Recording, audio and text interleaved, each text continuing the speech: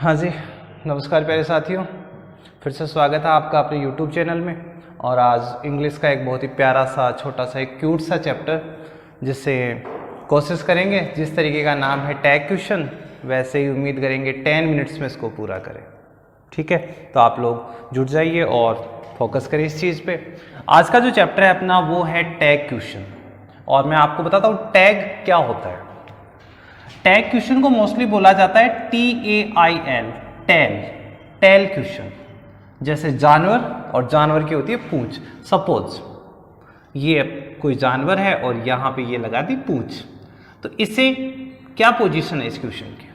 पूंछ वाला question, last वाला question. चलिए दूसरा एग्जांपल लेते हैं।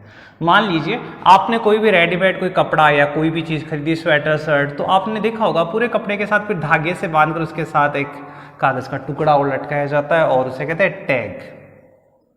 तो टैग की पोजीशन क्या है? आपका सेंटेंस पूरा हो जाएगा और उस सेंटेंस के बाद में एक छोटा सा पर्सन उसके लिए बनाया जाएगा, वो कहलाएगा टैग क्वेश्चन। जैसे देखते हैं, जैसे मैंने कहा Ram is a good boy, और फिर इस लाइन के बाद यहां कुछ इस तरीके का आपको स्पेस मिलेगा और स्पेस के बाद लिखा होगा इज, इजंट ही। ये लो जी, ये आपका टैग क्वेश्चन हो गया। क्या बना, कैसे बना, लेकिन फिलहाल आप इसकी केवल पोजीशन चेक करें कि हाँ ये पूरी बॉडी हो गई और ये इसकी टैल वाली पोजीशन। तो अपने जो टैग क्वेश्चन होंगे वो इस टाइप के होंगे, लास्ट में इनको लगाया जाएगा। अब देखते हैं, देखो टैग क्वेश्चन को मैंने सिंप्लीफाई किया है अपने तरीके से कि टैग क्वेश्चन में क्या है, TA और G। टैग कितने एलिमेंट्स हो गए? 1, 2 और 3। तो आप ये मान के चलें, आप किसी भी सेंटेंस का अगर टैग बनाते हो तो आपको मैक्सिमम 3 एलिमेंट्स की जरूरत होगी, 1, 2, 3, और कईयों में तो आपको 2 की भी जरूरत होगी। वो कैसे, देखते हैं। तीनों एलिमेंट कौन कौन से? पहला एलिमेंट देखो आप, पहला एलिमेंट है आपका हेल्पिंग वर्ब, जो सबसे नेसेसरी है। आपको हेल्पिंग वर्ब चाहिए। नंबर 2 पर आपको उस वाक्य में या तो नोट लगाना है या नहीं लगाना। कितनी गजब की बात है, या तो नोट लगाना या नहीं लगाना। और इसको यहीं पे सोल्व कर देता हूं। अगर नोट दे रखा है ऑलरेडी तब तो नहीं लगाना है, और नहीं दे रखा है तो आपको नोट लगाना है। नोट दे रखा है तो नहीं लगाओ, नहीं दे रखा तो लगा दो, हुआ काम खत्म। और तीसरी चीज है pronoun. As we know, pronoun होते हैं I, you, we, they, he, she, it, तो वो हमें यहां यूज करने होते हैं। जैसे फिर से एक एग्जाम्पल पे पहुंचता हूं मैं। जैसे ही इज माई फ्रेंड, वह मेरा दोस्त है, और मुझे इसका टैग क्वेश्चन बनाना है। मुझे इसका बनाना है टैग क्वेश्चन। क्या चाहिए बताओ? Helping verb. कहाँ है हेल्पिंग वर्ब? इज। तो ये रही आपकी हेल्पिंग वर्ब इज। अब वाक्य में नॉट है तो नहीं लगाना है, नहीं है तो लगाना है। बताओ क्या पोजीशन होगी? नहीं है तो चलिए ये लो, मैंने इसके साथ नॉट ऐड कर दिया, इज नॉट, और फिर प्रोनाउन, प्रोनाउन ही है तो इजंट ही। ये बन गया आपका टैग क्वेश्चन, है ना? So simple. तो आया कॉन्फिडेंस? चलें आगे बढ़ते हैं इसमें। देखो यहां पर हमने कहा कि we need helping verb. Helping verb हमारे लिए जरूरी है। तो किसी वाक्य में अगर आपको किसी भी वाक्य का टैग क्वेश्चन बनाना है तो सबसे पहले आपको हेल्पिंग वर्ब लानी पड़ेगी। तो क्या क्या पोजीशन? सबसे पहली पोजीशन, मान लो आपको उस वाक्य में ऑलरेडी हेल्पिंग वर्ब दी गई हो। जैसे कि हमें पता है एक प्रेजेंट सिंपल और एक पास्ट सिंपल, 2 ही ऐसे टेंस हैं जिनके अंदर हेल्पिंग वर्ब नहीं होती, उसके बिना सेंटेंस बन जाते हैं। बाकी सब में हेल्पिंग वर्ब होती है। तो पहली कंडीशन, सबसे बड़ी कंडीशन तो ये होगी कि आपको उसी वाक्य में हेल्पिंग वर्ब दी गई हो। जैसे लास्ट एग्जाम्पल में हमने इज उठाया था, अगर उस वाक्य में is, am, are, was, were, has, have, had, will, shall, do, does, did, etcetera दिया हुआ है तो आप सीधा सीधा उसी हेल्पिंग वर्ब को उठाकर काम में ले सकते हैं।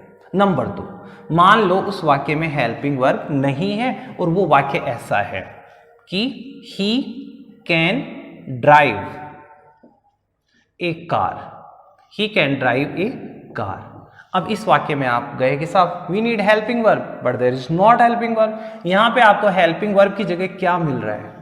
Can, that is model.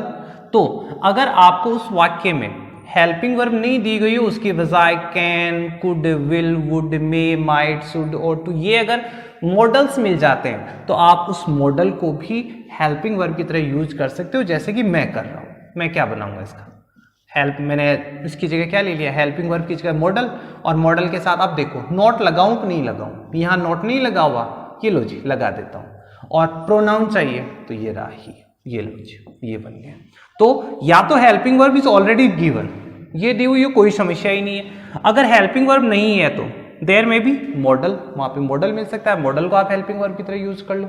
और अगर if there is not helping verb, if there is not any modal, then what we are to do, we are to create helping verb. हमें हेल्पिंग वर्ब को क्रिएट करना पड़ेगा, वो भी कैसे, according to main verb. Main verb के अनुसार हमें हेल्पिंग वर्ब को क्रिएट करना पड़ेगा। कैसे करें, अगर आपको वाक्य के अंदर दी हुई है वर्ब की फर्स्ट फॉर्म, तो जैसे आई प्ले हॉकी, ये लो आई प्ले हॉकी, बताइए हेल्पिंग वर्ब है, नहीं है, मॉडल है, नहीं है, फिर क्या है, फिर है आपके पास वर्ब, और वर्ब भी कैसी, V1। अगर V1 है तो आपको कौन सी हेल्पिंग वर्ब निकालनी है, डू, ये लीजिए आपने लिखा डू। नॉट नहीं है तो लगा दो डोंट, और आई का क्या बन गया, आई, डोंट आई। दूसरा देखें, अगर आपको कोई ऐसा वाक्य मिल गया जिसमें V1 के बजाय ऐसा कुछ है, जैसे यहीं पे एग्जांपल ले लेते हैं, ही प्लेज हॉकी, अब की बार लाए हेल्पिंग वर्ब, हेल्पिंग वर्ब नहीं है, मॉडल नहीं है, आपके पास तो केवल वर्ब है, और वर्ब भी कैसी, जिसके साथ एस या ईएस जुड़ा हो। तो आपके लिए ऑलरेडी डिसाइडेड, आप डज लगा, तो जैसे डजंट ही, ये बन गया। और अगर फर्स्ट फॉर्म नहीं हो, सेकंड फॉर्म हो, जैसे सी इनवाइटेड मी, सी इनवाइटेड मी, क्या बनाएंगे इसका, तो देखो न हेल्पिंग वर्ब न मॉडल, क्या है, second form, second form invited, तो क्या बनाए, डिड, ये लो जी, डिड नॉट सी, बन गया, है सो सिंपल। आपको हेल्पिंग वर्ब लेकर आनी है, अगर दे रखा है दैट्स गुड, अगर मॉडल मिला इट्स गुड, और अगर दोनों ही नहीं है तो आपको मैन वर्ब के अनुसार हेल्पिंग वर्ब को क्रिएट करना पड़ेगा। अगर V1 है, वर्ब की फर्स्ट फॉर्म है तो डू, उसके साथ एस ई एस है तो डज, और अगर सेकंड फॉर्म है तो डिड। कुल मिला के हमने हेल्पिंग वर्ब निकालने के पूरे तरीके सोच लिए। चलिए अब अगले बिंदु पे आते हैं। अगला बिंदु क्या कहता है,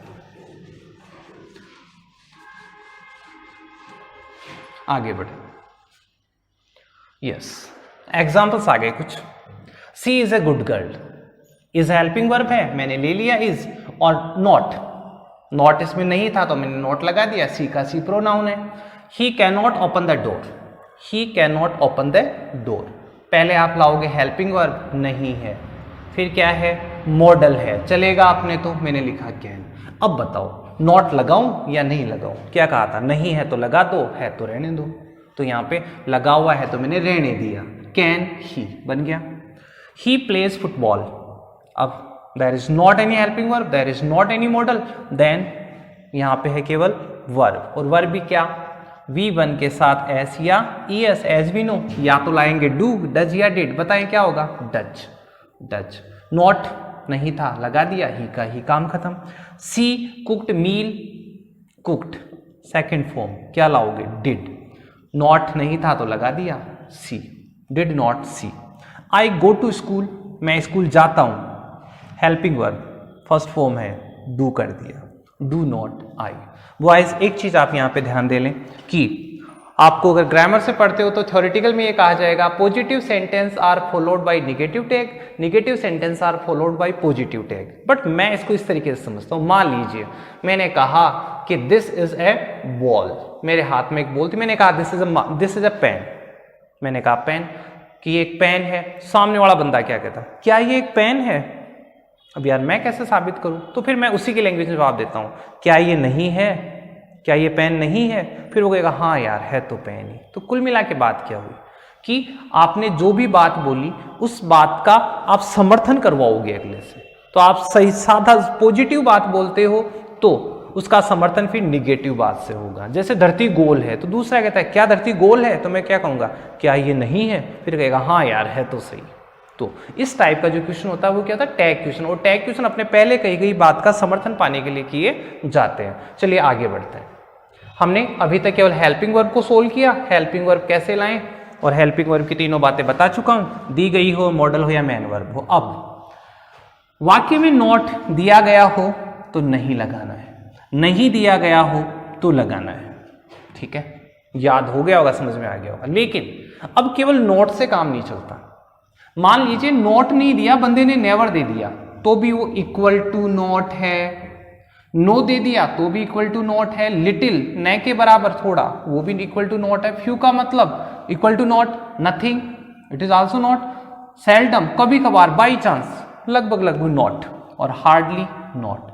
तो मेरे कहने का मतलब अगर आपको नॉट के बजाय ये वाले शब्द भी दे दिए जाते हैं तो आप इन शब्दों को क्या मानोगे इक्वल टू नॉट, और आपको उसका टैग बनाते वक्त नॉट को नहीं लिखना है। आ गई बात समझ में कि नॉट को नहीं लिखना है। एक चीज का ध्यान रखना, लिटिल और फ्यू अकेले तो इक्वल टू नॉट है, लेकिन अगर आपको ए लिटिल या ए फ्यू दे दिया अब ये इक्वल टू नॉट नहीं है, अब ये वाक्य बन चुका है आपका पॉजिटिव, तो आपको अब नॉट लगाना पड़ेगा, अब आपको नॉट लगाना पड़ेगा। यहां पर मैं आपको एक चीज और क्लियर कर दूं, नॉट और नहीं तो क्लियर हो गया।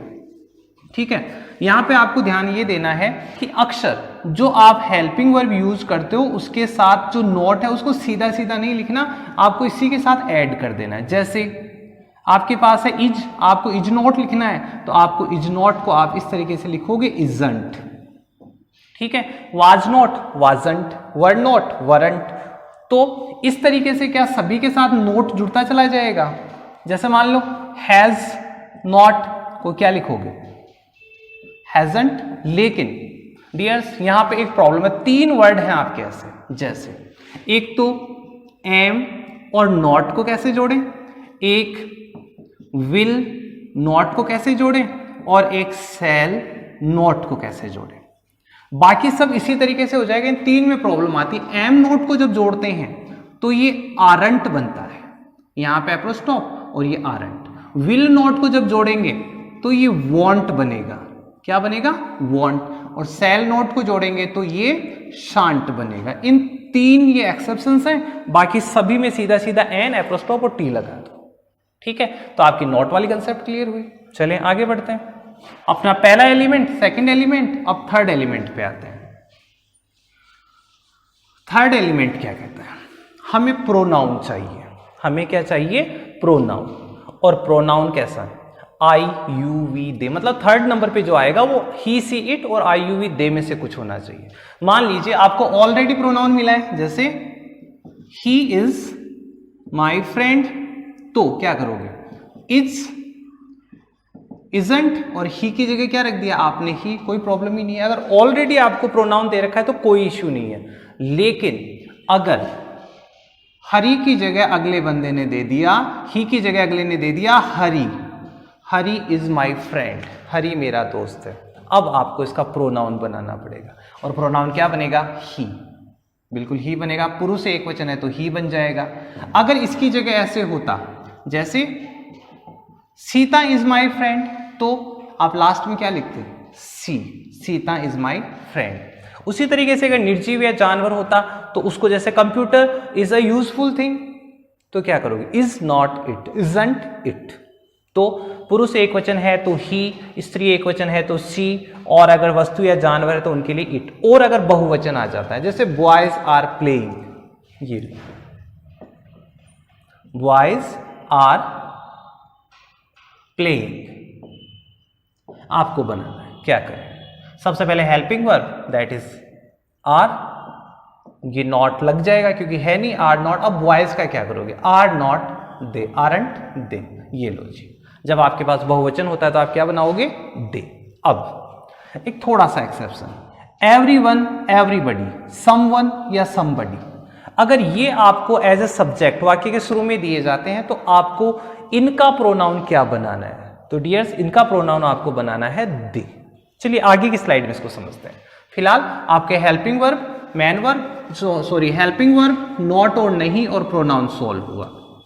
जैसे मैंने कहा एवरीवन या एवरीबॉडी अगर आपको किसी वाक्य में दे दिया जाता है तो आप उसका प्रोनाउन क्या बनाओ? आपको लगता है एवरीवन, प्रत्येक आदमी, प्रत्येक, तो आप उसके लिए सिंगुलर बना दोगे। जी नहीं, आपको यहाँ पे क्या बनाना है उसके लिए?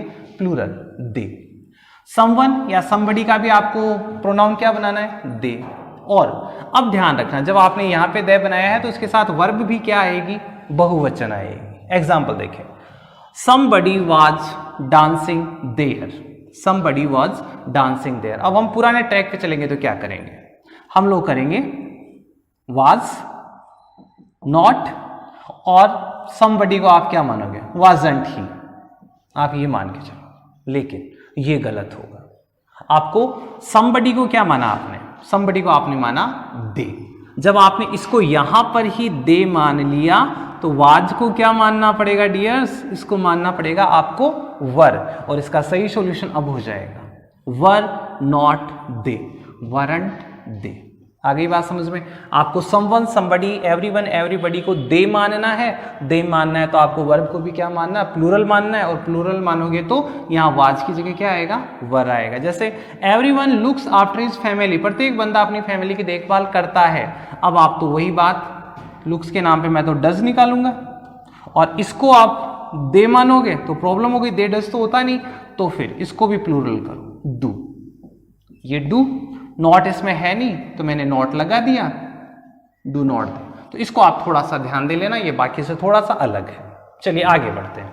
अब हमने साधारण तरीके के तीनों जो प्रोग्राम्स थे वो हमने समेट दिए। अब देखते हैं इंपेरेटिव सेंटेंस। देखो इंपेरेटिव सेंटेंस के लिए अलग नियम की जरूरत क्यों पड़ी? मान लो मैंने एक वर्ड दिया गो, अब आपसे कहा गया इसका वो बनाओ आप टैग क्वेश्चन, लाओ हेल्पिंग वर्ब कहां से लाते हो, लाओ इसके लिए मॉडल कहां से लाते हो, या कुछ और वर्ब। तो सब चीजों में प्रॉब्लम आ रही है, इसका मतलब इसके लिए कुछ रूल ही अलग होगा। अपने न हमें हेल्पिंग वर्ब मिला, न हमें नॉट का पता लगा, न इसमें सब्जेक्ट का जिसको प्रोनाउन बनाए उसका पता लगा, इसका मतलब कुछ अलग रूल है। चलिए अलग रूल की बात करते हैं। इंपेरेटिव सेंटेंस कौन से होते हैं? आदेशात्मक, इस टाइप के वाक्य। तो इंपेरेटिव सेंटेंस वो होते हैं जहां वर्ब की फर्स्ट फॉर्म से वाक्य शुरू होता है, या वाक्य डू नॉट से शुरू होता हो, या प्लीज काइंडली से शुरू होता हो, या लेट से शुरू होता हो। These 4 types of sentence are called imperative sentence. ये सारे इंपेरेटिव सेंटेंस होते हैं। अब इनका हम लोग पैसिव कैसे बनाएं? एक कॉमन सी बात, मैंने कहा मेरी बात का मुझे समर्थन लेना है, उसके लिए अगला मुझे निगेटिव जवाब देगा। जैसे मैंने कहा गो, मैंने एक बंदे से कहा जाओ, तो वो कहता है जाऊं क्या, मतलब क्वेश्चन कर रहा है, जाऊं क्या। तो फिर मैं उसे क्या कहूंगा? नहीं जाएगा क्या? नहीं जाएगा क्या? फिर उसे नहीं, अब जाता हूं। आई बात समझ में? जैसे एक से कहा मैंने डोंट टच माई बैग, मेरे बैग को टच मत करो, तो वो कहता है अच्छा बैग को टच नहीं करूं, तो फिर मैं क्या कहूंगा? तो फिर करेगा क्या? नहीं करूंगा। कुल मिला के अपनी जो बात है वो क्या होगी? बिल्कुल अपोजिट में आने वाली है। तो देखो मैंने किससे कहा गो, मैंने कहा जाओ, तो वो कहेगा जाऊं क्या, तो मैं कहूंगा क्या तुम नहीं जाओगे। मैं उसे क्या कहूंगा? क्या तुम नहीं जाओगे। और देखो डियर्स वही गा गे गी, गा गे गी, मैं उसे कहूंगा क्या तुम नहीं जाओगे, मैं उसे यही तो बोलूंगा। तो देखो अब गा गे गी मीनिंग लेके आओ, विल या सेल, तो विल, और यू क्या बोलूंगा मैं उसे? क्या तुम जाओगे, या फिर क्या तुम नहीं जाओगे। विल नॉट यू, और मैंने बताया था विल नॉट को हमने क्या करना है? वॉन्ट यू करना है, वॉन्ट यू। तो इंपेरेटिव जो सेंटेंस होंगे उनका सीधा सा एक ही सॉल्यूशन है, विल यू या वॉन्ट यू, विल यू या वॉन्ट यू। मैंने कहा एक से कहा ओपन द डोर, तो मैंने उसे कहा दरवाजा खोलो, अगला कहता है क्या मैं दरवाजा खोलूं, तो मैं उसे क्या तुम नहीं खोलोगे, तो वो कहता है हाँ खोल दूंगा, हाँ खोल दूंगा। तो मैंने उसे कहा ओपन द डोर, दरवाजा खोलो, उसने कहा क्या दरवाजा खोलूं, तो वो कहता मैं उससे फिर कहता हूं क्या तुम नहीं खोलोगे। देख लो क्या, तुम और नहीं, बाकी का वो समझ गया। तो क्या करना है? तो यहाँ पे सॉल्यूशन ये है, जब भी आपको इंपेरेटिव सेंटेंस मिलता है तो आप उनका टैग बना दो विल यू या वॉन्ट यू। मोस्टली दोनों परमिशेबल है, दोनों को सही माना जाता है। गो का भी will you want you, open the door का भी विल यू वांट यू। अब यहां देख लेना, डू नॉट वाले में पुराना नियम काम में ले लेते हैं। यार ऑलरेडी नॉट है तो चलो नोट नहीं लगाते, बस नोट दे रखा है तो नोट नहीं लगाते। तो इसका आप ये सोच लो कि बस केवल विल यू से काम चलने वाला है, वांट यू नहीं आएगा। प्लीज काइंडली, मैंने कहा प्लीज हेल्प मी, मेरी सहायता करो। अगले ने कहा सहायता करूं क्या, तो मैंने कहा क्या नहीं करोगे, वही बात, विल यू या फिर वॉन्ट यू। फिर लेट वाला वाक्य, लेट हिम गो, उसे जाने दो, वो कहता है मैं क्या उसे जाने दूं, सीधी सी बात है। कुल मिला के विल यू या वॉन्ट यू, बड़ी प्यारी चीज है, सारा काम सलट रहा है एक ही साथ। अब देखो लेट तक तो काम सही था, लेकिन यहां पर देखो लेट अस, ये इसी का पार्ट है, 4.1 होना चाहिए था। लेट्स या लेटस, लेट्स से वाक्य शुरू हो, जैसे लेट्स गो, चलो चलते हैं। मैंने अपने साथ वालों से कहा चलो चलते हैं, तो वो कहते हैं चलें, तो मैं कह दूंगा क्या हम चलेंगे, शैल वी या शैल नॉट वी। तो यहां पे जो ये जो अस है ना, एस या अस, इसको आपने क्या लेना है, वी मानना है। क्या मानना है, वी, और आपका जवाब क्या हो जाएगा, शैल वी, बस शैल वी। यानी कि लेट के साथ एस या यूएस लगाए तो shall we, otherwise will you या वॉन्ट यू। यहां पे थोड़ा सा ध्यान दे लेना, नोट आ रहा है तो आप केवल विल यू लिख दे, बस। ये था आपका टैग क्वेश्चन, जिसमें मैंने कहा था केवल 3 चीजों की जरूरत है, हेल्पिंग वर्ब, नॉट है तो लगा दो, नहीं है तो नॉट नहीं है तो लगा दो, और है तो रहने दो, और यहां पर आपका प्रोनाउन। ये था आपका टैग क्वेश्चन, काफी प्यारा सा चैप्टर था। आई होप आपको समझ में आया होगा। थैंक्स फॉर वॉचिंग, धन्यवाद।